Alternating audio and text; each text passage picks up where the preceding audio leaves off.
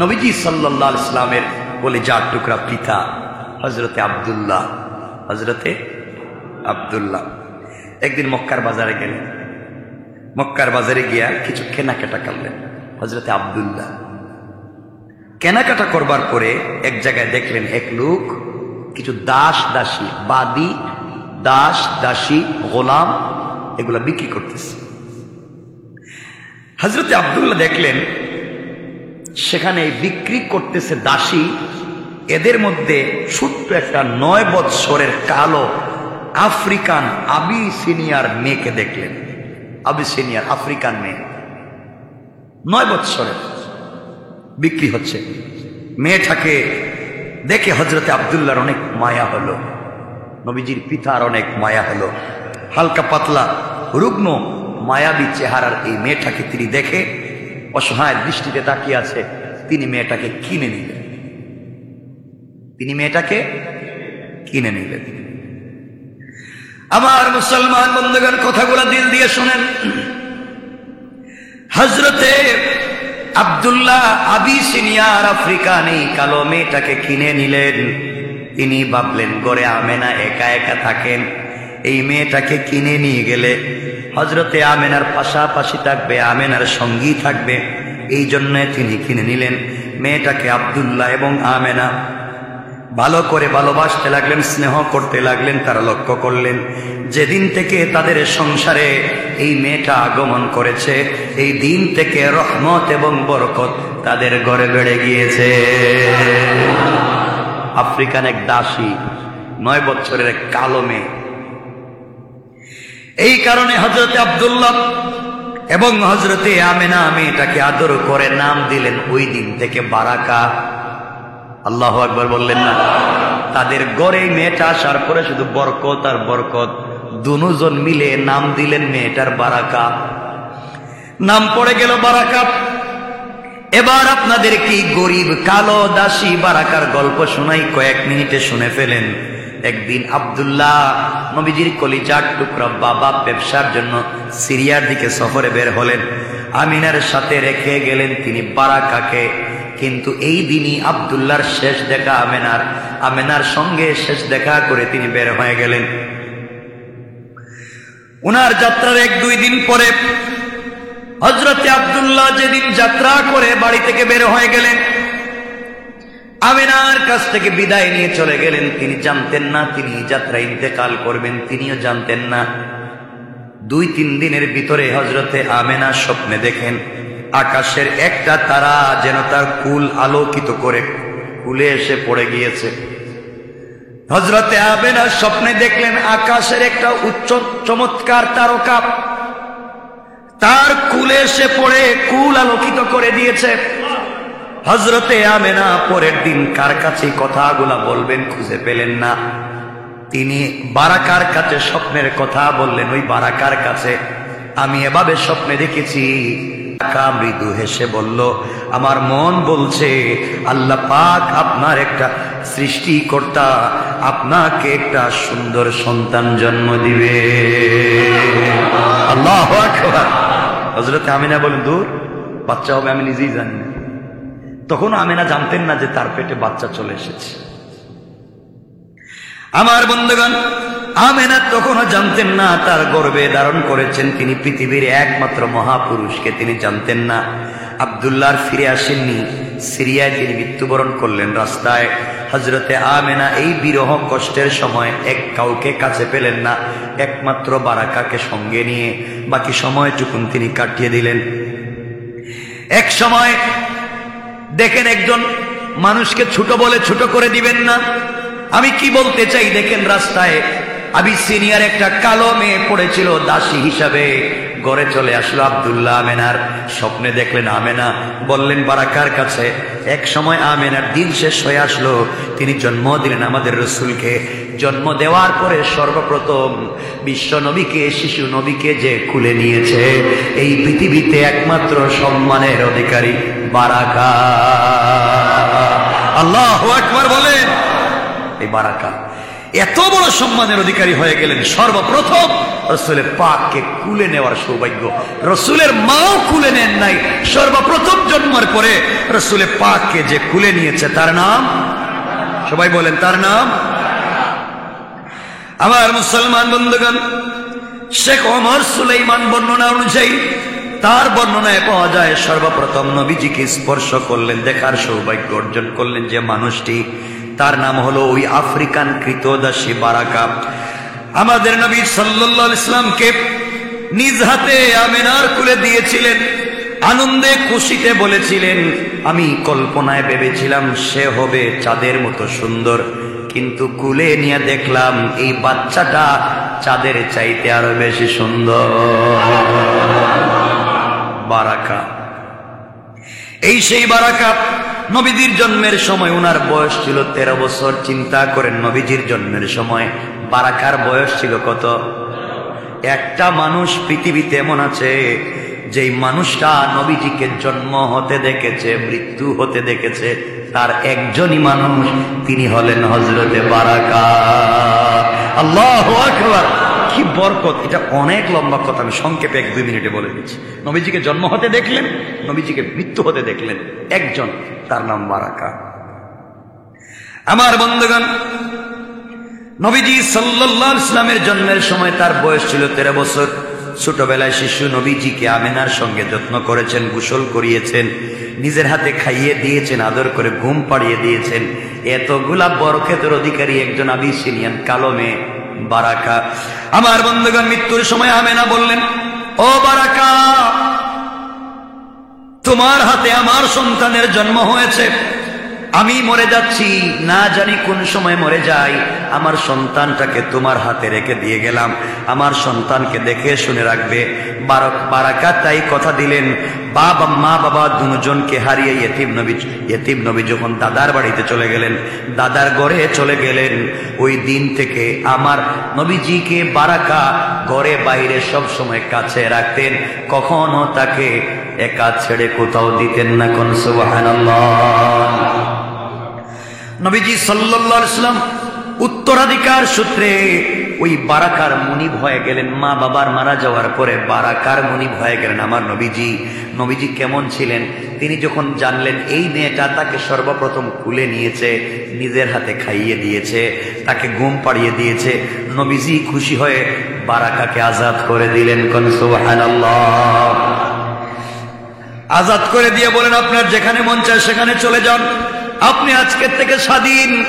বারাকা ডাক দিয়ে বললেন, আমি আপনাকে হতে দেখেছি, কুলে নিয়েছি, আমি মরে যেতে পারি, আপনার থেকে আলাদা হতে পারি না। সেই শিশুকাল থেকেই নবী সাল্লাল্লাহু আলাইহি ওয়াসাল্লাম এই কৃতদাস প্রথাকে দূর করতে চাইলেন। বারাকা নবীজিকে ছেড়ে দিতে রাজি হলেন না, ঘরে রয়ে গেলেন, মায়ের ছায়ার মতো রাসূলের আশেপাশে থাকতেন। এমনকি নবীজির দাদা হযরতে বারাকাকে বিয়ে দিতে চাইলেন, কিন্তু বিয়েতে রাজি হলেন না। উনার একটাই কথা, আমি আমিনাকে কথা দিয়েছি কোথাও যাব না, বিয়ে করলে আরেকজনের খিদমত করা লাগবে, যতদিন মুহাম্মদ বেঁচে আছে আমি কোথাও যেতে চাই না। আমার বন্ধুগণ, তারপর একদিন আমার নবীজি বড় হয়ে গেলেন, হযরতে খাদিজাকে বিয়ে করলেন। সংক্ষেপ করে শেষ কথা বলার জন্য বলতেছি, খাদিজাকে বিয়ে করে ফেললেন। বিয়ে করবার পরে নবীজি সাল্লাল্লাহু আলাইহি ওয়াসাল্লাম বারাকাকে কাছে বসে পরিচয় করিয়ে দিলেন খাদিজাকে, আমার মা নাই, কিন্তু যার হাতে আমি বড় হয়েছি বারাকা, সেও আমার এক মা। উম্মি বলে ডাকতেন, উম্মি, জিন্দেগিতে নাম ধরে ডাকেন নাই, উম্মি ডাকতেন। খাদিজাকে বলছেন বারাকা আমার মা, অথচ সে ছিল কৃতদাস, আর রাসূল পরিচয় দিচ্ছেন আমার মা। আল্লাহু আকবার বলেন। তিনি বললেন, উনি হলেন আমার মায়ের পরে আরেক মা। নবীজি একজন কৃতদাসকে আজাদ করে নিজের মা বলে বললেন, পরিচয় দিলেন। বিয়ের কিছুদিন পরে একদিন রাসূল সাল্লাল্লাহু আলাইহি ওয়াসাল্লাম বারাকাকে কাছে ডাকলেন, ডেকে বললেন, ইয়া উম্মি, ও আমার মা, আমার কাছে বসেন। এই বলে নবীজি নিজের চাদর মুবারক খুলে বিছিয়ে দিলেন। হযরতে বারাকা বসলেন, আমাকে আপনি অনেক দেখাশোনা করেছেন, এবার আমাকে দেখাশোনার জন্য খাদিজা যথেষ্ট, খাদিজা আমাকে দেখে শুনে রাখতে পারবে, আপনি এবার বিয়ে করেন, আমি আপনাকে বিয়ে দিতে চাই, আপনি এবার বিয়ে করে ফেলেন। উনি বলতে লাগলেন নবীজি উনাকে উম্মি বলে ডাকতেন, তিনি ডেকে বললেন না না আমি বিয়ে করব না। তারপর রাসূল এবং খাদিজা মিলে উনাকে ভালো করে বুঝাতে লাগলেন। তিনি বললেন দেখো খাদিজা, তুমি যদি আমার মুহাম্মদকে ঠিক মতো দেখে রাখবার ওয়াদা দেও তাহলে আমি বিয়েতে রাজি। আল্লাহু আকবার বলেন। খাদিজা বললেন আমি কথা দিলাম আপনি যেভাবে দেখে রেখেছেন বাকি জিন্দেগি আমিও দেখে রাখবো। এই কথা বলবার পরে হযরতে খাদিজা রাসূল পাক সাল্লাল্লাহু আলাইহি ওয়াসাল্লাম মিলে ওনাকে উবাইদ ইবনে যায়েদের সঙ্গে বিয়ে দিলেন। উবাইদ ইবনে যায়েদের কাছে বিয়ে দেওয়ার পরে কিছুদিন পরে তাদের একটা সন্তান হলো, ছেলে হলো, নাম রাখলেন আইমান।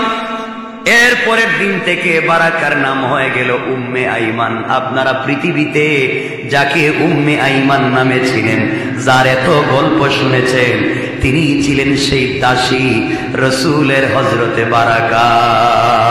আল্লাহু আকবার। যার ঘরে বসে রাসূল শান্তি পেতেন, যেখান থেকে মেরাজে যেতে পছন্দ করেছেন, যেই ঘরে বসছিলেন নবীজি মনে করতেন আমি জান্নাতের টুকরায় বসে আছি। আল্লাহু আকবার বলে। কারো ঘরে শান্তি না পেয়ে সব মানুষ যখন রাসূলকে পিটিয়েছে মেরেছে তখন শান্তি পেয়েছেন উম্মে আইমানের ঘরে। উম্মে আইমানের ঘরে। আমার মুসলমান বন্ধুগণ, হঠাৎ করে একদিন উম্মে আইমানের স্বামী বারাকার স্বামী যায়েদ ইন্তেকাল করলেন, উবাইদ ইন্তেকাল করলেন। উবাইদ ইন্তেকাল করবার পরে নবীজি বাড়িতে গেলেন।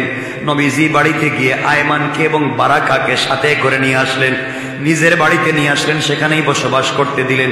কিছুদিন যাওয়ার পর নবীজি সাল্লাল্লাহু আলাইহি ওয়াসাল্লাম একদিন বেশ কয়েকজন সাহাবীকে ডাকলেন। নবীজি সাহাবায়ে কেরামকে ডাকলেন, কাছে বসালেন।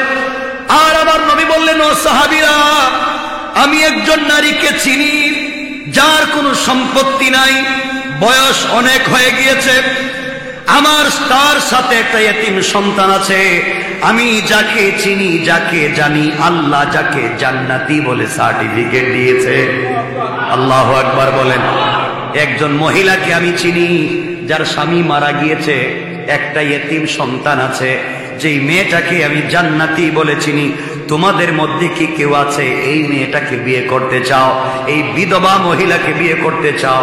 এক কথায় একজন দাঁড়িয়ে গেলেন যার নাম হযরতে যায়েদ ইবনে হারেসা। আল্লাহু আকবার। যায়েদ ইবনে হারেসা চিনেন তো? কে চিনেননি? জানেন না? রাসূলের কলিজার টুকরা পালক পুত্র যায়েদ ইবনে হারেসা দাঁড়িয়ে গেলেন। যায়েদ ইবনে হারেসা দাঁড়ালেন, নবীজির কাছে সে বিয়ের প্রস্তাব দিলেন। নবীজি উম্মে আইমানের সঙ্গে কথা বলে বিয়ের আয়োজন করলেন। বিয়ের দিনে রাসূল সাল্লাল্লাহু যায়েদকে বুকের সঙ্গে জড়িয়ে ধরলেন। আনন্দে ভালোবাসায় বেজা চুকে কান্না জড়িত কণ্ঠে হাউমাউ করে নবীজি বললেন, যায়েদ রে, তুমি কাকে বিয়ে করছো জানোনি? যায়েদ বলছেন, ইয়া রাসূলুল্লাহ, উম্মে আইমানকে বিয়ে করেছি, বারাকাকে বিয়ে করেছি। নবীজি বললেন, না রে, তুমি বিয়ে করেছো আমার মাকে। আল্লাহু আকবার। আমার নবী কেমন ছিলেন? একজন রাস্তা থেকে দাসীকে উঠাইয়া নিজের মা বলে পরিচয় দিয়েছেন। আল্লাহু আকবার। রাসূলের কাছে ছোট বড় ধর্ম বর্ণর কোনো পরিচয় নাই। রাসূলের কাছে পরিচয় ছিল একটা মানুষ। কি পরিচয় ছিল? মানুষ। সাহাবীরা বলতেন রাসূল সাল্লাল্লাহু আলাইহি ওয়াসাল্লামকে যে কথা বলবার জন্য এসেছি, সাহাবীরা বলতেন রাসূল সাল্লাল্লাহু আলাইহি ওয়াসাল্লামকে পৃথিবীর কোনো মানুষ জোর জবরদস্তি করতে পারতো না কোনো কাজে। সুতরাং নবীজি সাল্লাল্লাহু আলাইহি ওয়াসাল্লামকে খাওয়ার ব্যাপারে কেউ জবরদস্তি করতে পারতো না। নবীজি খেতেন না, বলছেন খাবেন না, খাও এ কথা বলবার মতো সাহস পৃথিবীর কারো ছিল না, জবরদস্তি করতেন না। কিন্তু উম্মে আইমান একমাত্র নারী যিনি খাবার হাতে নিয়ে রাসূলকে বলতেন খাও খাও, যতক্ষণ পর্যন্ত খাবার শেষ করে না উম্মে আইমান রাসূলের হাত ধরে বসে থাকে। আল্লাহু আকবার বলেন। পৃথিবীতে একজন মাত্র নারী, একজন মহিলা যিনি কথা বললে নবীজি চুপ হয়ে যেতেন। সে নবীজিকে বারবার বলতো, খাও, না খেলে আমি যাব না। রাসূল পাক যত কষ্টে থাকেন মুচকি হেসে দিয়ে খাবার শুরু করতেন। মৃদু হেসে দিয়া চুপ হয়ে খাবার শুরু করতেন। যে খাবার শেষ না হবে উম্মে আইমান উঠেও যায় না। নবীজি খাবার শেষ করেন না। নবীজি বলতেন, পৃথিবীতে একজন মানুষ আছে যে কাছে বসবার পরে তার কথা আমি ফেলে দিতে পারি না, সে আর কেউ না, সে হলো হযরতে বারাকা। আল্লাহু আকবার বলেন। রাসূল সাল্লাল্লাহু আলাইহি ওয়াসাল্লাম ওনার দুধমা হালিমাকে দেখলে যেমন করে নিজের চাদর বিছিয়ে দিতেন, কোলে বিছিয়ে দিতেন, বসতে বলতেন, ঠিক তেমনি ভাবে মদিনায় হিজরতের পর দীর্ঘ যাত্রা শেষে উম্মে আইমান যখন ক্লান্ত হয়ে গেলেন, পৃথিবীতে একমাত্র রাসূল পাক তার চাদর বিছিয়ে যার মুখ মুছে দিয়েছিলেন সে কে? নবীজি সাল্লাল্লাহু আলাইহি ওয়াসাল্লাম দেখলেন উম্মে আইমান ক্লান্ত হয়ে পড়েছেন, আর হাঁটতে পারতেছেন না। নবীজি নিজের গায়ের চাদর খুললেন, কিছু অংশ পানিতে ভিজিয়ে দিলেন, ভিজিয়ে নিজের হাতে উম্মে আইমানের মুখের গাম ধুলো বালু গুলা মুছে দিয়ে বলতে লাগলেন, উম্মি, আমার মা, জান্নাতে আমার সাথে থাকবা, এভাবে আপনার কষ্ট হবে না, আপনার এভাবে কষ্ট হবে না, সফরে আর কষ্ট হবে না। আমি আমার চাদর খুলে আপনার শরীর মুছে দিলাম, আমি আমার চাদর খুলে আপনার মুখ মুছে দিলাম, জান্নাতে আপনি সর্বোচ্চ মর্যাদায় থাকবে, আর এভাবে কষ্ট করতে হবে না। উম্মে আইমান রাসূলকে জড়িয়ে বলছেন, ও মুহাম্মদ ইবনে আব্দুল্লাহ, আমি যেভাবে তোমাকে ছোট থেকে আজ অবধি দেখে রেখেছি, কিয়ামতের দিন তুমি আমাকে কখনো ভুলা যাইও না। তাদের সম্পর্ক কেমন ছিল? নবীজির মৃত্যুর আগে সাহাবীদেরকে অনেক কিছুই নবীজি বললেন, ডেকে ডেকে সাহাবীদেরকে কাছে বসিয়ে অনেক নসিহত করলেন, পরামর্শ দিলেন। সেই সব কথার মধ্যে নবীজি সব থেকে গুরুত্ব দিয়ে যেই কথা বলেছেন, তিনি বলেছেন একটা কথা, উম্মে আইমানের কথা বারবার বলতেন। তিনি বলতেন, তোমরা উম্মে আইমানের যত্ন নিবে, তিনি আমার মায়ের মতো, তিনি একমাত্র নারী যিনি আমাকে জন্ম থেকে আজ পর্যন্ত দেখে রেখেছেন, আমার পরিবারের একমাত্র সদস্য যিনি সারা জীবন আমার পাশে ছিলেন। তোমরা সাহাবীরা শোনো, আমি মরে গেলে আমার মায়ের মতো বারাকার সঙ্গে ব্যবহার করবে। কোন সুবহানাল্লাহ। আমার বন্ধুগণ, সাহাবীরা কথা রাখলেন, গায়ের রং নয়, এক সময়ের কোন কৃতদাসী তার পরিচয় সব বাদ দিয়া তিনি যে নবীজির আরেক মা হয়ে গেলেন, মায়ের মতো হয়ে গেলেন, এই বৃদ্ধা নারীকে ভালোবেসে আগলে রাখলেন। ইবনে হিশামের ভিতরে লিখে, রাসূলের ইন্তেকালের পরে পৃথিবীর মানুষ যত কষ্ট পেয়েছে, উম্মে আইমান বারাকা এত কষ্ট পেয়েছেন। তিনি বলতেন, যে বাচ্চাটাকে পৃথিবীতে প্রথম খুলে নিলাম, এই বাচ্চাটা আমার হাতে মরে গেল বিশ্ব নবী হয়ে, আল্লাহ তাআলা কিয়ামতের দিনে সর্বপ্রথম সে আমার মুহাম্মদের সঙ্গে আমাকে দেখা করাইয়া দিও। আল্লাহু আকবার। এইভাবে আমার রাসূল সাল্লাল্লাহু আলাইহি ওয়াসাল্লাম মানুষকে কখনো ছোট দেখতেন না, মানুষকে বড় করে দেখতেন। একজন দাসীকে নিজের মা বলে পরিচয় দিয়েছেন। আর আজকালকের সন্তানেরা টাকাওয়ালা হয়ে গেলে নিজের বাবা মাকে পর্যন্ত পরিচয় দেয় না, ঠিক কিনা বলে? এই জন্য এতক্ষণ কথা বলে তোমাদেরকে এটা বুঝাতে চাই, বাইরে নিজে বড় হয়েছ কার ঘরে জন্ম নিয়া, কার কুলে বড় হইয়া তুমি মা বাপকে চিনো না, এবং নাফরমান হইও না। আল্লাহ পাক আমাদের সবাইকে দিন বুঝার তৌফিক দান করুক, সকলে পড়ে না আমিন। কথা এখানে রেখে দিলাম। আমার জন্য দোয়া করবেন, আমি আপনাদের সকলের জন্য দোয়া করি। পড়তেছে নবীজি দরজা খুলতেছে, দরজায় হাত দিলেন, খুলে ফেলবেন। এবার নবীজি আল্লাহকে বলছেন, আল্লাহ আপনি তো আমার বন্ধু, আপনাকে আমিও বিশ্বাস করি, আপনি আমাকে বিশ্বাস করেন, আপনি আমাকে বাঁচাবেন এটা জানি। ওয়ালাকিন লিয়াতমাইন্না কলবি, আল্লাহ প্রতিরোধ করবার মতো আত্মরক্ষার জন্য কোনো একটা জিনিস দেন না, আমি যেন আত্মরক্ষা করতে পারি। আল্লাহ মুচকি হেসে বললেন, বন্ধুরে আমি তো নিজেই যথেষ্ট, তোমার তো আত্মরক্ষার জন্য আর কিছু লাগবে না।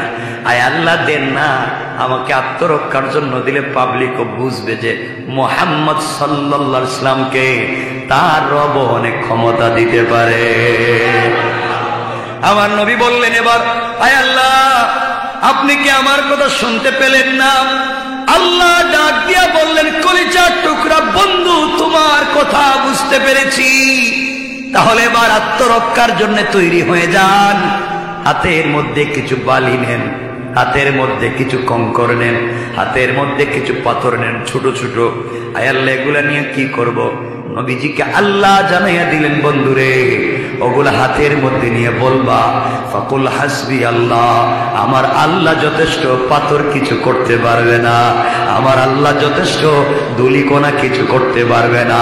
এই বিশ্বাস ভিতরে রেখে কোরআন তিলাওয়াত করে ঘর থেকে বের হইয়া দরজা খুলে কাফেরদের উপরে নিক্ষেপ করে দিবা। তুমি বের হয়ে যাবা, পৃথিবীর কেউ তোমাকে খুঁজে পাবে না। এবার নবীজি বলেন, আল্লাহ কি কৌশল শিখাইলেন? আমি হাতের মধ্যে কঙ্কর নিব, দরজা খুলে সামনের দিকে নিক্ষেপ করব।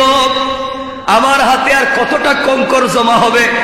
আমি তো একবার সামনের দিকে মারবো, কাফের তো চতুর্দিকে। আমি সামনের দিকে মারলে ডাইনের বামের কাফের, পিছনের কাফের আমাকে মেরে ফেলবে। আমার নবীজিকে আল্লাহ ডাক দিয়া বললেন, বন্ধু আমার উপরে ভরসা করে দরজা খুলে সামনের দিকে নিক্ষেপ করার দায়িত্ব হয়েছে তোমার, আর আমি আল্লাহ জিম্মাদারি নিয়েছি সকল কাফেরদের চুকে চুকে ফেলে দেওয়ার জিম্মাদার আমি আল্লাহ। এবার আমার নবীজি দরজা খুললেন, হাতের মধ্যে কঙ্কর নিলেন, হাতের মধ্যে বালি নিলেন, হাতের মধ্যে বালি নিয়া কোরআন থেকে তেলাওয়াত করলেন। আল্লাহকে বলছেন, আল্লাহ পাথর কিছু করতে পারবে না, বালি কিছু করতে পারবে না, আমাকে বাঁচাইয়া দিতে পারবে না। হাসবি আল্লাহ, আল্লাহ তুমি আমার জন্য যথেষ্ট, একটা উপকরণ নিলাম। এই কথা বলে আমার নবীজি ঘর থেকে বের হয়ে দরজা খুলে সামনের দিকে নিক্ষেপ করে দিলেন কঙ্কর গুলা। নিক্ষেপ করতে দেরি হয়েছে, তাকাইয়া দেখে ডাইনে বামে পিছনে চতুর্দিকের কাফেরদের চোখে পৌঁছে গিয়েছে। সবাই চোখ রগড়াতে লাগলো। নবীজি চলে গেলেন, কেউ নবীজিকে দেখতে পাইল না। নবীজি আশ্চর্য, মারলাম সামনে, পিছনে গেল কেমনে? ডাইনে বামে গেল, আমি তো মারলাম একদিকে, পিছনে গেল কেমনে? নবীজি বড় আশ্চর্য বোধ করলেন। আল্লাহর প্রতি তার ভালোবাসা, বিশ্বাস আরো 1000 গুণ বেড়ে গেল। আমার নবীজি মদিনায় পৌঁছে গেলেন। এবার মদিনায় যাওয়ার পরে আল্লাহ রাব্বুল ইজ্জতুল জালাল একদিন আমার নবীকে বললেন, বন্ধুরে এবার তুমি আমাকে জবাব দাও, ওই দিন কেমনে আমার উপরে ভরসা করে ঘর থেকে বের হয়েছ? কেউ তোমাকে খুঁজে পেল না, কেউ তোমাকে দেখলো না, সবার চোখে পাথর গেল, তুমি তো কারো চোখেই মারলা না, তুমি শুধু দরজা খুলে সামনে নিক্ষেপ করলা, চতুর্দিকের কাফেররা তোমাকে দেখলো না, ব্যাপার কি? আমার নবীজি বলছেন, আল্লাহ তাআলা আমি তো জানি না, আপনি জানেন কেমনে কি হলো, আমার কিছুই জানা নাই। আমার আল্লাহ জবাব দিলেন, বন্ধুরে ওয়ামা রামাইতা ইযা রামাইতা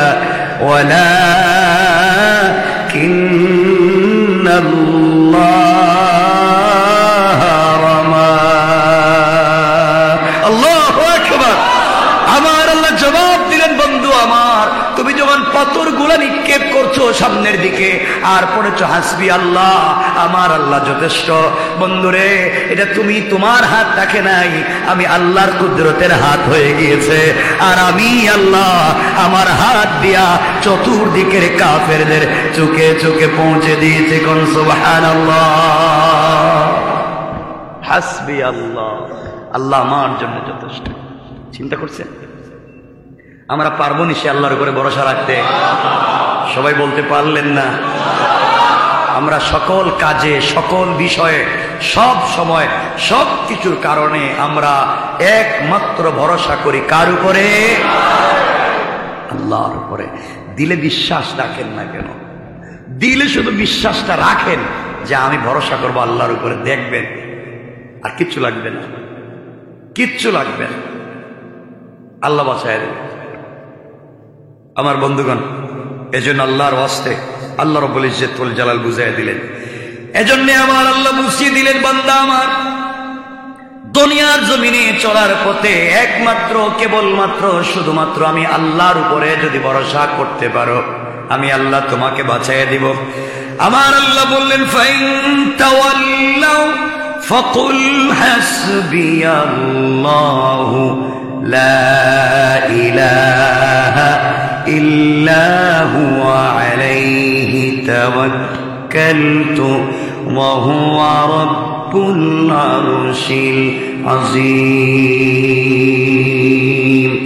সকল কাজে আমরা যদি আল্লাহর উপরে ভরসা করি, আল্লাহ বলেছেন বান্দা দুনিয়ার কোন জায়গায় কোনো সুযোগ না পেয়ে আমার উপরে যখন ভরসা করেছো, যত বড় নাফরমান হও আমি আল্লাহ কিন্তু তোমাকে বলে যাব না।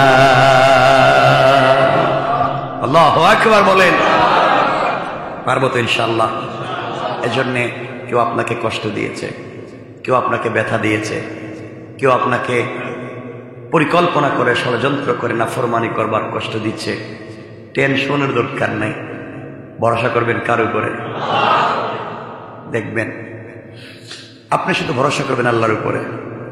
হয়তো সরাসরি আল্লাহ জবাব দিবেন, না হয় ফেরেশতাদের মাধ্যমে জবাব দিবেন, নয়তো মানুষের মাধ্যমে জবাব দিবেন, নয়তো সময়ই জবাব দিয়ে দিবে। বুঝাইতে পেরেছি? এজন্যে ছোট গুনাহকে ছোট মনে কইরো না, ছোট গুনাহও অনেক বড় হয়ে যেতে পারে। ছোট সওয়াবের কাজকে ছোট মনে কইরো না, ওটা অনেক বড় হয়ে যাবে। আজ থেকে 50 বছর আগে ঢাকা শহরে যারা 50,000 টাকা দিয়ে জায়গা কিনছে, 50,000 টাকা দিয়ে, আজকে জায়গার দাম 50 কোটি টাকা হয়নি? হয়নি? সাধারণ দুনিয়ার 50,000 টাকার জায়গা যদি 50 বছর পরে 50 কোটি টাকা হতে পারে, আজকের ছোট্ট একটা সওয়াব কিয়ামতের দিনে হাজার হাজার কোটি কোটি গুণ বড় হয়ে যেতে পারে। সুবহানাল্লাহ। এই কমন সেন্স তো আছে। 50,000 টাকার জমি যদি 50 কোটি হইতে পারে, আমার ছোট সওয়াব কেন কিয়ামতের দিন বড় হবে না? হবে না ইনশাআল্লাহ? হবে না ইনশাআল্লাহ? হয়ে যাবে ইনশাআল্লাহ। কষ্ট পাচ্ছেন না তো? এজন্য আমরা সওয়াবের কাজকে ছোট মনে করব না। হ্যাঁ, আপনি আপনার দুশমনের সাথে কথা বলবেন হাসি মুখে, এক হাসি মুখে কথা বলবেন, সওয়াব কয়টা? 10টা। সুবহানাল্লাহ বললেন না? কয়টা সওয়াব? রাসূল পাক কখনো মুচকি হাসি ছাড়া কথা বলতেন না, যত বড় দুশ্মনী হোক। একবারে কঠিন থেকে কঠিন দুশ্মন নবীজিকে মারতে আসছে, নবীজিকে মারবে, এই যে এখানে তরবারে ঢুকাইছে যে নবীজিকে আমার মাইরে ফেলাই দিব। নবীজি দেখছেন আসতেছে এদিকে, রাসূলের দুশ্মন দাঁড়িয়েছেন, দূরে দেখতে সালাম দিয়েছে, কাছে আসার পরে টাইট করে রাসূল খুব আস্তে করে মুসাফা করতেন। আমরা যে হাত করে জিতছে মুসাফা করে টাইট করে ধরতেন, শক্ত করে হাতে ধরতেন, টান দিয়ে বুকের সঙ্গে জড়াইয়া নিতেন। যত বড় দুশ্মনী হোক পাক্কা দুস্তে পরিণত হয়ে যায়। রাসূল টান দিয়ে বুকে জড়াইয়া নিতেন, নবীজি তার কলিজায় জড়াইয়া নিতেন, যেটাকে সিনা চাক করে রবে ইলম এবং হিকমত ঢুকাইয়া দিয়েছে। এই বুকের সঙ্গে বুকটা যখন লেগে যায়, মানুষের দিল তোর ঠান্ডা হয়ে যায়, ঠান্ডা হয়ে যায়। এজন্যে আমি আজকে আপনাদেরকে বললাম, আমরা কি সময় পাবো না ইনশাআল্লাহ যে সকল কাজের ভিতরেও আমরা কোরআন তিলাওয়াত করব? কোরআন এটা কার কথা? কথা বলেন কার? এটা যে আল্লাহর নিজের কথা। ওই যে আমরা যে কথাবার্তা বলতেছি, আমরা তো আপনারাও শুনেছেন, আমিও বলেছি, হযরতে লুকমান হাকিম নবী ছিলেন না, রাসূল ছিলেন না? না ছিলেন? ছিলেন না। হাকিম লুকমান নবীও না, রাসূলও না, কিন্তু তিনি কথাবার্তা বলছেন সন্তানদের সঙ্গে, এভাবে বসে বসে কথা বলছেন। এই কথাগুলাকে আল্লাহ কোরআনের আয়াত বানিয়ে নাজিল করে দিয়েছে।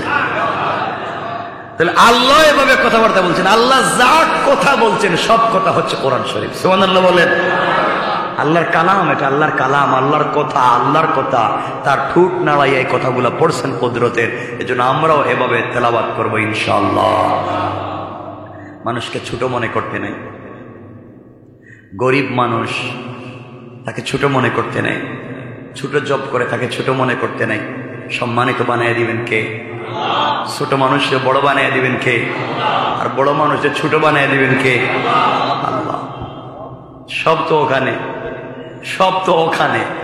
তো কাঁদবেন তো ওখানে, চাইবেন তো ওখানে। দুনিয়ার জমিনে যদি কিছু চান, পাইতে চান, চাইবেন কোথায়? কোথায়? আল্লাহ বলছেন বিন হাবলিল ওয়ারিদ, বান্দা তোরে কোনো জায়গায় আমি একা ছেড়ে দেই না।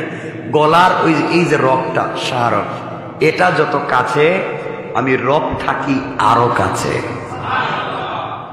তো আসতে বললেন সুবহানাল্লাহ। আপনাদেরকে সংক্ষেপ করে করে যে কথা, আমাদের সময় কমে যাচ্ছে, যে কথাটা বলে আমরা শেষ করে নিতে চাই। কাউকে ছোট মনে করা যাবে না, যে কথা আমি বলতে চাইলাম।